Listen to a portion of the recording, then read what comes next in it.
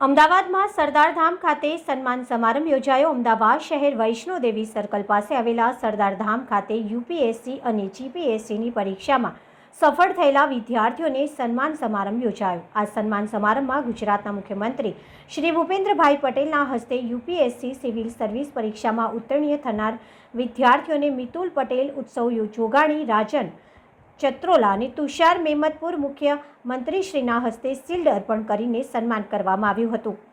સરદારધામ ખાતે તાલીમ મેળવી અને જીપીએસસીની સિવિલ સર્વિસમાં વિવિધ વિસ્તારોમાં સફળતાપૂર્વક ઉત્તીર્ણ થનાર વિદ્યાર્થીઓને પણ મુખ્યમંત્રી શ્રી ભૂપેન્દ્રભાઈ પટેલે શુભેચ્છા પાઠવી હતી અને પ્રધાનમંત્રી શ્રી નરેન્દ્ર મોદી સાહેબના વિઝનની પ્રેરણા લઈને અને દેશના વિકાસમાં સહભાગી થવા શુભેચ્છાઓ પાઠવી હતી।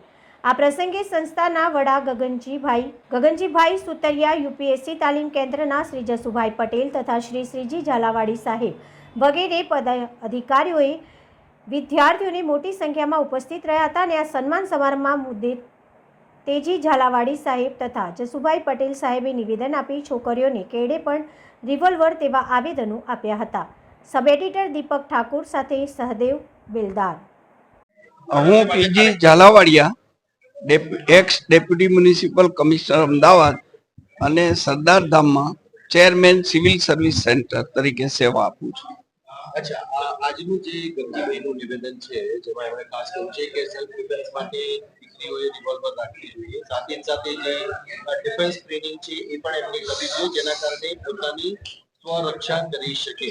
એટલે સરદારધામમાં જે કોઈ બહેનો છે એ બધાને લાઠી દાવ, તલવારબાજી એવું તો એમને ટ્રેનિંગ આપે જ છે। એ એમણે જે વાત કરી એ સ્ત્રી સશક્તિકરણ માટેની વાત કરી હોય એમ લાગે। જે નિવેદન ગરજીભાઈએ આપ્યું છે તો આજનો કાર્યક્રમ શું હતો એની થોડીક માહિતી આપો। અને બીજું કે ગરજીભાઈનું જે નિવેદન છે નિવેદનને કઈ રીતે જોઈ શકાય આજકાલ જે ઘટનાઓ બને છે એને જોતા?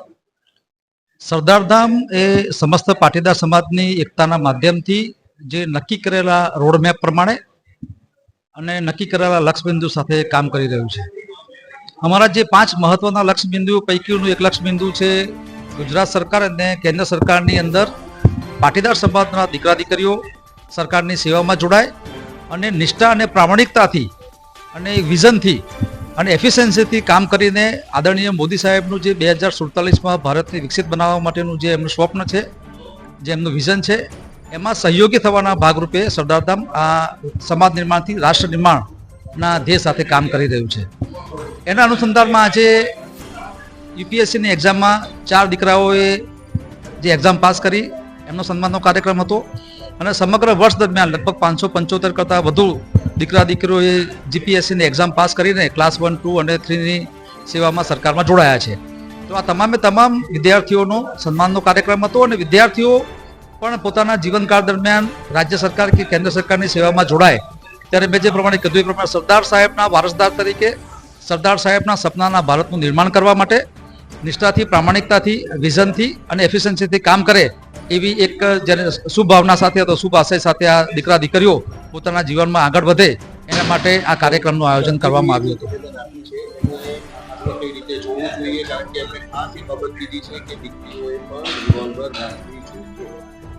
સ્વસુરક્ષા કોઈ વ્યક્તિ કે પરિવાર માટે સ્વસુરક્ષા એ પોતાનો અધિકાર છે।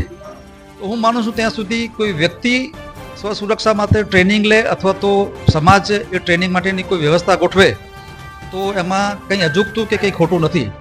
હું તમારે ખાલી આપનું સહજ ધ્યાન દોરવા માંગુ છું, કોઈ પણ અનિચ્છનીય બનાવ બને અથવા તો કોઈ પણ અપ્રિય ઘટના બને સમાજની અંદર કે ગમે ત્યારે જો એ વ્યક્તિ પાસે પોતાની સેલ્ફ ડિફેન્સની ટ્રેનિંગ હોય અથવા તો એ વ્યક્તિ પોતાની સ્વસુરક્ષા માટેનો જાણકાર હોય તો ઘણા બધા કિસ્સાની અંદર આપણે સ્વસુરક્ષાના માધ્યમથી એ અપ્રિય ઘટના બનતી હોય, અનિચ્છનીય બનાવ બનતો હોય તેને આપણે રોકી શકીએ એમ છીએ।